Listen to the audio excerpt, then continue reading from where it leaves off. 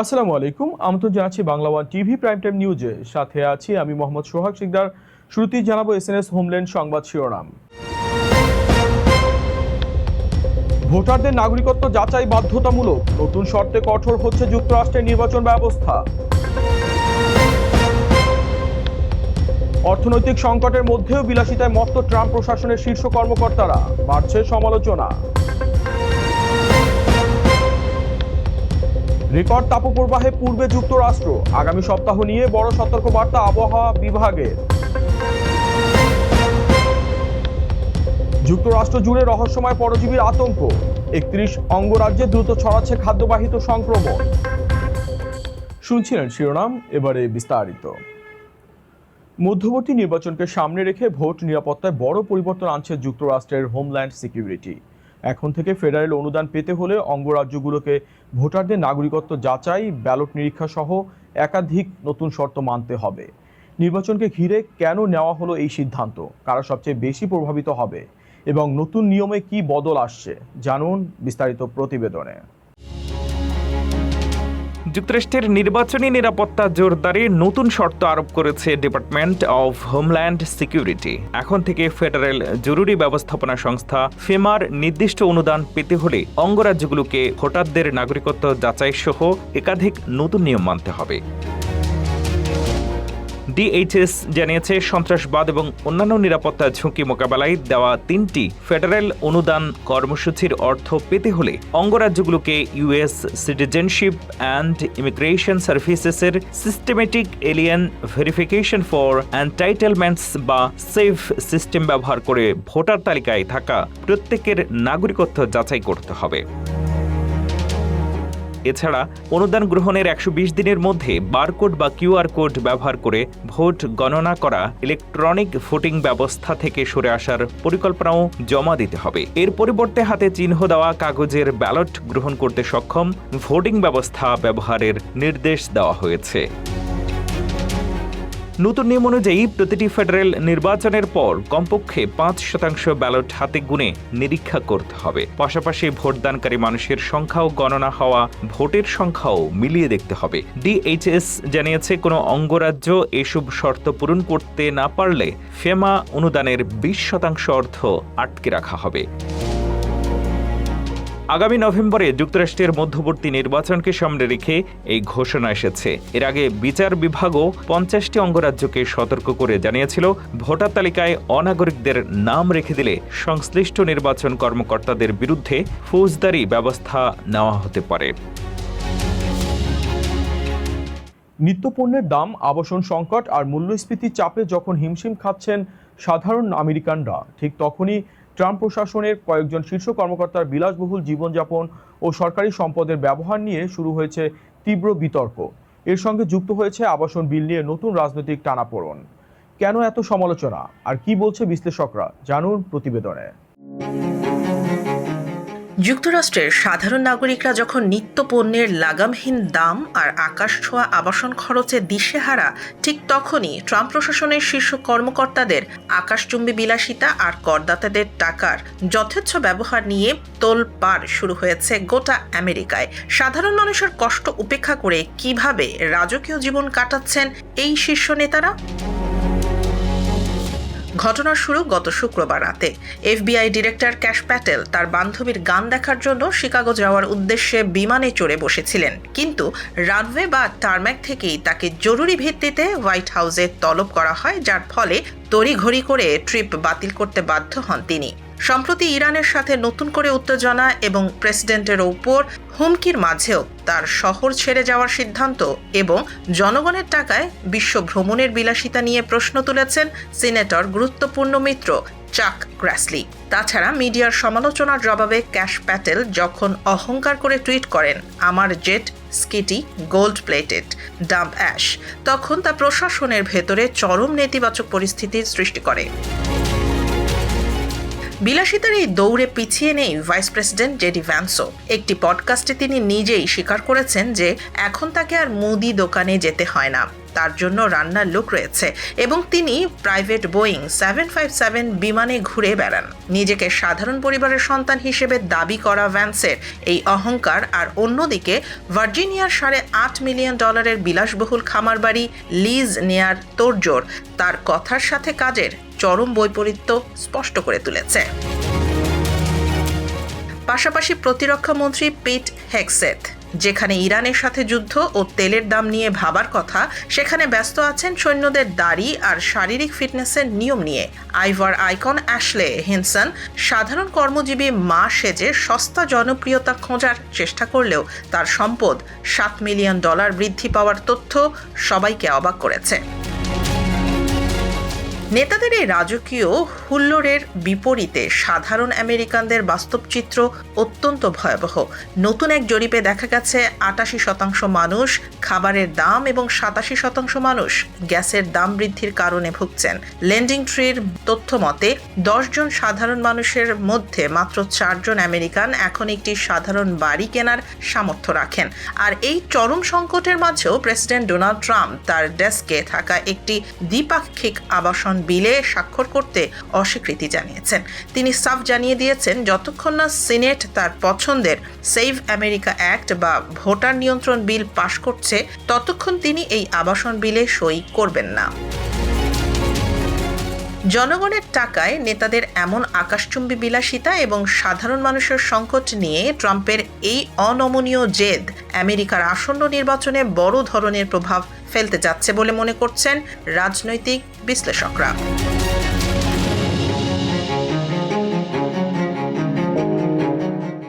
যুক্তরাষ্ট্রে ধনীদের ব্যক্তিগত সহকারী, শেফ বা ন্যানির চাকরি এখন শুধু সম্মানের নয়, আয়ের দিক থেকে অত্যন্ত আকর্ষণীয়। নতুন এক প্রতিবেদনে উঠে এসেছে দক্ষ কর্মীরা বছরে আয় করছেন কয়েক লাখ ডলার পর্যন্ত। কেন হঠাৎ এত বেড়েছে এই পেশাগুলোর চাহিদা, আর কোন কোন কাজে মিলছে সবচেয়ে বেশি বেতন, জানুন প্রতিবেদনে। যুক্তরাষ্ট্রে ধনীদের ব্যক্তিগত কর্মচারীদের বেতন এখন পেশাজীবীকেও অবাক করছে। নতুন এক রিপোর্টে দেখা গেছে দক্ষ ব্যক্তিগত কর্মীদের চাহিদা বেড়ে যাওয়ায় অনেকেই বছরে 6 অঙ্কের ডলার আয় করছেন। বিলাসবহুল গৃহস্থালী কর্মী নিয়োগকারী প্রতিষ্ঠান মর্গান অ্যান্ড মালেটের রিপোর্টে বলা হয়েছে, ধনী পরিবারের জন্য কাজ করা ব্যক্তিগত chef, nanny, personal assistant, estate manager, chauffeur এবং সম্পত্তি ব্যবস্থাপকদের চাহিদা বর্তমানে রেকর্ড পর্যায়ে পৌঁছেছে। অভিজ্ঞ ও দক্ষ কর্মী পাওয়া কঠিন হয়ে পড়ায় তাদের বেতনও দ্রুত বাড়ছে। রিপোর্ট অনুযায়ী যুক্তরাষ্ট্রে একজন প্রাইভেট শেফ বছরে $1 লাখ থেকে $3 লাখ পর্যন্ত আয় করতে পারেন। বিশেষ করে মিশেলিন তারকাখ্যাত রেস্তোরাঁয় কাজের অভিজ্ঞতা রয়েছে বা বিশেষ খাদ্যাভ্যাস অনুযায়ী রান্নায় দক্ষ এমন শেফদের বেতন সবচেয়ে বেশি। একইভাবে একাধিক ভাষায় পারদর্শী ন্যানিরাও পাচ্ছেন আকর্ষণীয় পারিশ্রমিক।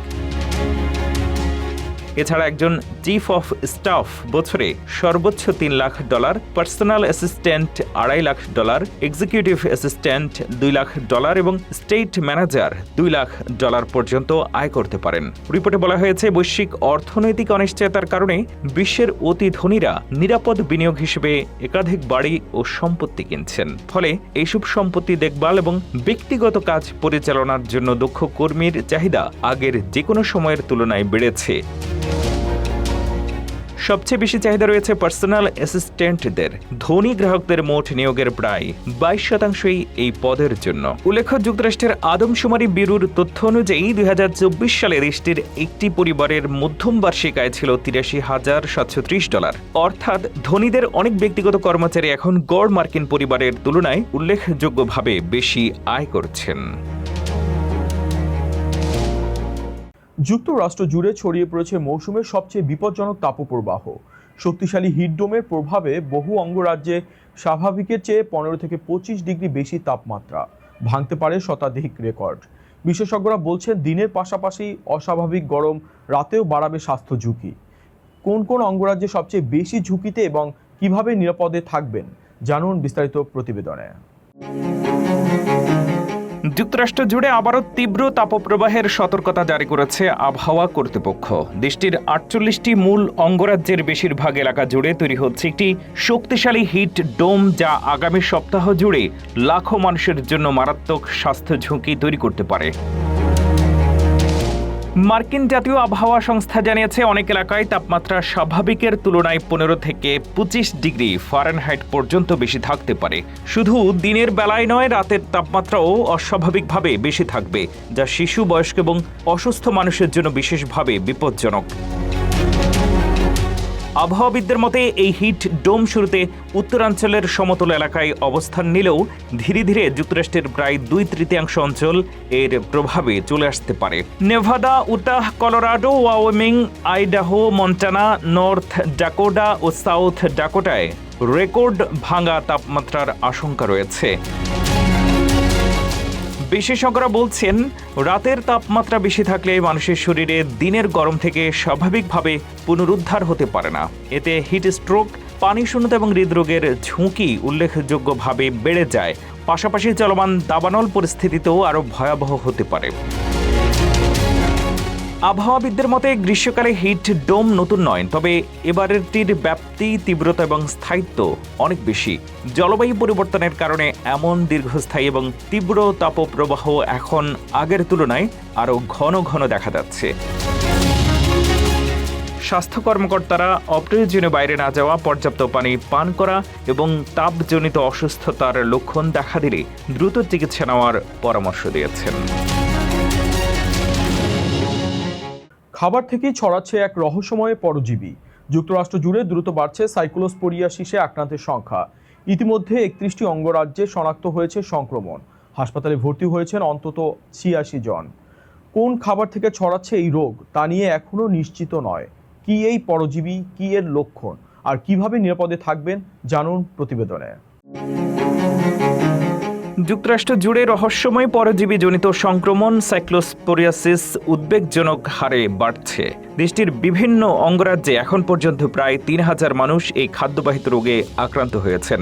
যুক্তরাষ্ট্রের Centers for Disease Control and Prevention জানিয়েছে ৩১টি অঙ্গরাজ্যে সংক্রমণের ঘটনা শনাক্ত হয়েছে এবং অন্তত ৮৬ জনকে হাসপাতালে ভর্তি করতে হয়েছে। তবে এখন পর্যন্ত এ রোগে কোনো মৃত্যুর খবর পাওয়া যায়নি। সবচেয়ে বেশি আক্রান্ত হয়েছে মিশিগান, যেখানে আক্রান্তের সংখ্যা ১৫৬০-এর বেশি। এছাড়াও Ohio, New York, Illinois, Texas, Colorado, North Carolina এবং উইসকনসিন সহ আরও কয়েকটি অঙ্গরাজ্যে সংক্রমণ ছড়িয়েছে। স্বাস্থ্য কর্মকর্তাদের ধারণা, সাইক্লোস্পোরা নামের অণুজীব পরজীবী দ্বারা দূষিত তাজা ফল, শাকসবজি এবং ভেষজ খাদ্য থেকেই এই সংক্রমণ ছড়াচ্ছে। তবে এগুলো নির্দিষ্ট কোনো খাদ্যপণ্যকে সংক্রমণের উৎস হিসেবে চিহ্নিত করা যায়নি। এ কারণে FDA এবং বিভিন্ন অঙ্গরাজ্যের স্বাস্থ্য বিভাগ যৌথভাবে তদন্ত চালিয়ে যাচ্ছে। রোগের লক্ষণ সাধারণত সংক্রমণের প্রায় ১ সপ্তাহ পর দেখা দেয়। শুরুতে তীব্র ক্লান্তি, শরীর ব্যথা, পেটে মোচড়, বমি ভাব ও ক্ষুধা মন্দা দেখা দিতে পারে। তবে সবচেয়ে উল্লেখযোগ্য লক্ষণ হলো তীব্র ও পানির মতো ডায়রিয়া, যা অনেক ক্ষেত্রে নিয়ন্ত্রণ করা কঠিন হয়ে পড়ে। সময়মতো চিকিৎসা না নিলে লক্ষণ কয়েক সপ্তাহ পর্যন্ত স্থায়ী হতে পারে। বিশেষজ্ঞরা বলছেন, শুধু পানি দিয়ে ফল বা সবজি ধুলেই এই পরজীবী পুরোপুরি দূর হয় না। তাই তাজা খাবার ভালোভাবে পরিষ্কার করা এবং সম্ভব হলে রান্না করে খাওয়ার পরামর্শ দিয়েছেন তারা। পাশাপাশি দীর্ঘস্থায়ী ডায়রিয়া বা পানিশূন্যতার লক্ষণ দেখা দিলে দ্রুত চিকিৎসকের শরণাপন্ন হওয়ার আহ্বান জানানো হয়েছে। নিউ ইয়র্কের আপার ইস্ট সাইডে দ্রুত ছড়িয়ে পড়েছে প্রাণঘাতী লিজিওনেয়ার্স রোগ। ইতিমধ্যে ৫৪ জন আক্রান্ত এবং ১৮ জন হাসপাতালে ভর্তি হয়েছেন। দূষিত কুলিং টাওয়ার থেকে ছড়ানো ব্যাকটেরিয়াকে ঘিরে চলছে ব্যাপক তদন্ত ও জীবাণুমুক্তকরণ। কোন ভবনগুলো ঝুঁকিতে রয়েছে, কারা সবচেয়ে বেশি ঝুঁকিতে এবং কিভাবে নিজেকে সুরক্ষিত রাখবেন জানুন বিস্তারিত প্রতিবেদনে। নিউ ইয়র্কের আপার ইস্ট সাইডে দ্রুত ছড়িয়ে পড়ছে প্রাণঘাতী লিজিওনিয়ার্স রোগ। এখন পর্যন্ত অন্তত ৫৪ জন এই ব্যাকটেরিয়া জনিত নিউমোনিয়ায় আক্রান্ত হয়েছেন। তাদের মধ্যে ১৮ জনকে হাসপাতালে ভর্তি করতে হয়েছে। পরিস্থিতি নিয়ন্ত্রণে ইতোমধ্যে একাধিক ভবনে জরুরি জীবাণুমুক্তকরণ কার্যক্রম শুরু করেছে নগর কর্তৃপক্ষ। নিউ ইয়র্কের সিটি স্বাস্থ্য বিভাগ জানিয়েছে পরীক্ষায় আপার ইস্ট সাইডের 31টি ভবনের কুলিং টাওয়ারে লিজিওনেলা ব্যাকটেরিয়ার উপস্থিতি পাওয়া গেছে। এর মধ্যে 19টি ভবনের কুলিং টাওয়ার ইতোমধ্যে পরিষ্কার ও জীবাণুমুক্ত করা হয়েছে। বাকি ভবনগুলোতেও দ্রুত একই কাজ শেষ করার নির্দেশ দেওয়া হয়েছে। স্বাস্থ্য কর্মকর্তারা বলছেন, দূষিত কুলিং টাওয়ার থেকে বাতাসে ছড়িয়ে পড়া ক্ষুদ্র পানির কণার মাধ্যমে এই ব্যাকটেরিয়া মানুষের শরীরে প্রবেশ করতে পারে। তবে এখনো কোন নির্দিষ্ট ভবন থেকে সংক্রমণের মূল উৎস ছড়িয়েছে তা নিশ্চিত হওয়া যায়নি। এ কারণে 183টিরও বেশি কুলিং টাওয়ার পরীক্ষা করে তদন্ত চালিয়ে যাচ্ছে স্বাস্থ্য বিভাগ। এদিকে এলাকাবাসীর মধ্যে উদ্বেগ বাড়ছে। অনেকেই বলছেন বাইরে বের হওয়া ছাড়া তাদের উপায় নেই। তাই ফ্লুর মতো লক্ষণ, বিশেষ করে জ্বর, কাশি, শ্বাসকষ্ট বা বুকে ব্যথা দেখা দিলে দ্রুত চিকিৎসকের শরণাপন্ন হওয়ার পরামর্শ দিয়েছেন বিশেষজ্ঞরা। তবে নিউ ইয়র্ক সিটি স্বাস্থ্য বিভাগ জানিয়েছে এই সংক্রমণের সঙ্গে পানীয় পানি, গোসল, রান্না বা বাসাবাড়ির এয়ার কন্ডিশনার ব্যবহারের কোনো সম্পর্ক নেই। পরিস্থিতি পর্যবেক্ষণে রেখে তদন্ত অব্যাহত রয়েছে। আর নতুন পরীক্ষার ফল আসার সঙ্গে সঙ্গে আক্রান্ত ভবনের সংখ্যাও বাড়তে পারে বলে আশঙ্কা করা হচ্ছে।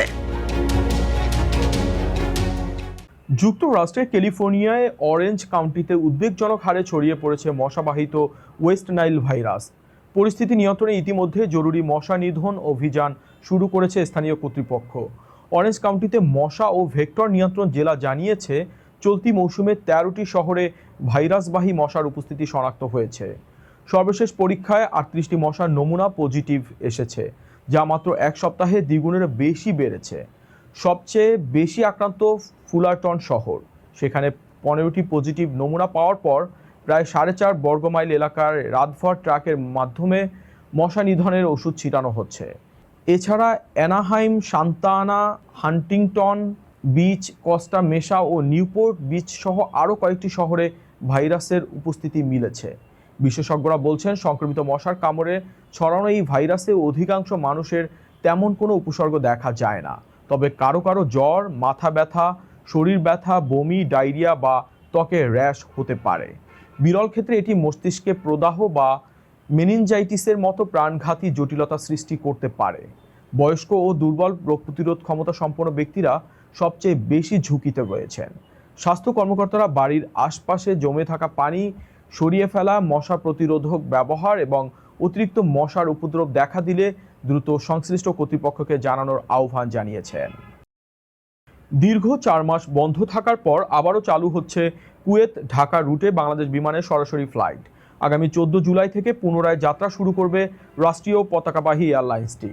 এতে স্বস্তি প্রকাশ করেছেন কুয়েতে বসবাসরত বাংলাদেশি প্রবাসী ও ব্যবসায়ীরা।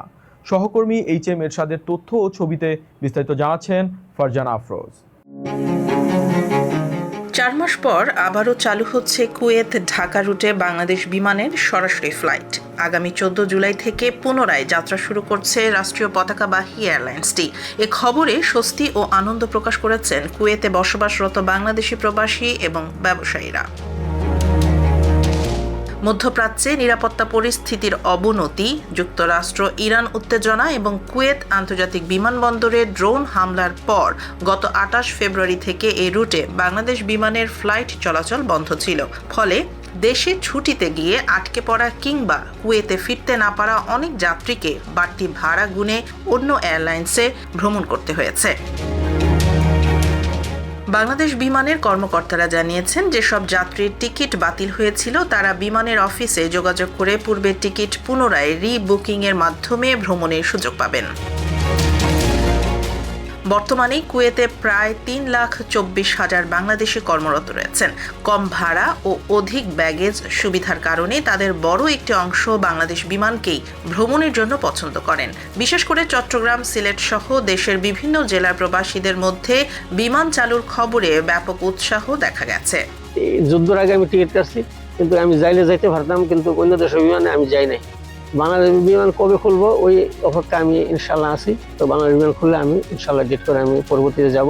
কুয়েতে বাংলাদেশের রাষ্ট্রদূত Major General Syed Tarek Hossain. Flight বন্ধ থাকায় এই রুটে বিমান ভাড়া প্রায় দ্বিগুণ বেড়ে গিয়েছিল। জরুরি প্রয়োজনে অনেক প্রবাসীকে কুয়েত এয়ারওয়েজ, জাজিরা এয়ারওয়েজ সহ অন্যান্য এয়ারলাইন্সের উচ্চ মূল্যের টিকিট কিনতে হয়েছে। এতে প্রবাসীদের কষ্টার্জিত আয়ের বড় একটি অংশ অতিরিক্ত ভাড়ায় ব্যয় হয়েছে। প্রবাসী যারা কুয়েতে আছেন তাদের একটা ঐকান্তিক ইচ্ছা যে বিমান বাংলাদেশ যথাশীঘ্র সম্ভব আবার কুয়েতে ফ্লাইট পরিচালনা শুরু করুক। এর মাধ্যমে তারা যেমন বাংলাদেশে যাতায়াতের ক্ষেত্রে স্বাচ্ছন্দ্য ফিল করবেন, সেই একইভাবে তাদের কষ্টার্জিত বৈদেশিক মুদ্রা দেশেই থেকে যাবে। এদিকে বাংলাদেশ বিমান পুনরায় চালু হওয়ায় ট্রাভেল এজেন্সিগুলোতেও টিকিট বিক্রি বেড়েছে। সংশ্লিষ্টরা বলছেন, এতে প্রবাসীদের যাতায়াত সহজ হওয়ার পাশাপাশি রেমিটেন্স প্রবাহ বৃদ্ধি পাবে এবং অন্যান্য এয়ারলাইন্সের ভাড়াও প্রতিযোগিতার কারণে কমে আসবে। এই ছিল Bangla one TV prime time নিউজে। পরবর্তী প্রাইম টাইম নিউজ দেখার আমন্ত্রণ জানিয়ে বিদায় নিচ্ছি আমি মোহাম্মদ সোহাগ সিকদার। এতক্ষণ সাথে থাকার জন্য ধন্যবাদ।